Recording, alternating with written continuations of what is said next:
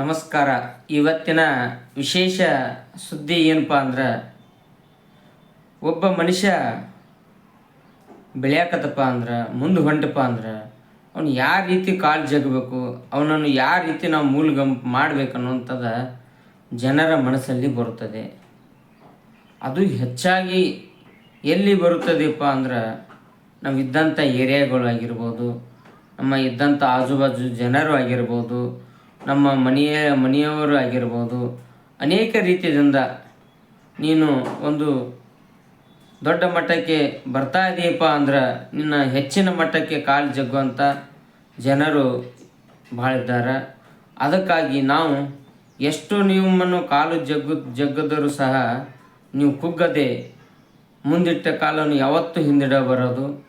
ಯಾವತ್ತೂ ನೀವು ನಿಮ್ಮ ಹಠ ಏನು ನಿಮ್ಮ ಸಾಧನೆ ಇರುತ್ತದೆ ಅದನ್ನು ನಿಮ್ಮ ಗುರಿ ಮುಟ್ಟುವವರೆಗೂ ನೀವು ಮಾಡಬೇಕು. ಯಾರಿಗೂ ಅಂಜಬಾರದು, ಯಾರಿಗೂ ಬಗ್ಗಬಾರದು.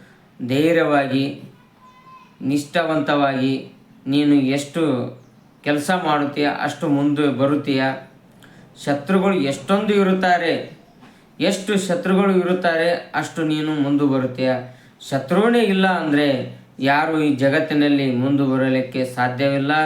ಅದಕ್ಕಾಗಿ ನಿಮಗ್ಯಾರು ಅಂಜಿಸುತ್ತಾರೆ, ನಿಮಗ್ಯಾರು ಭಯಪಡಿಸುತ್ತಾರೆ ಅವರಿಗೆ ಅಂಜದೆ ಕುಗ್ಗದೆ ಧೈರ್ಯವಾಗಿ ಮುಂದೆ ನಡಿ ಅಂತ ಹೇಳಿ ನಮ್ಮ ಅನಿಸಿಕೆಯನ್ನು ಹೇಳ್ತಾ ಇದ್ದೇವೆ.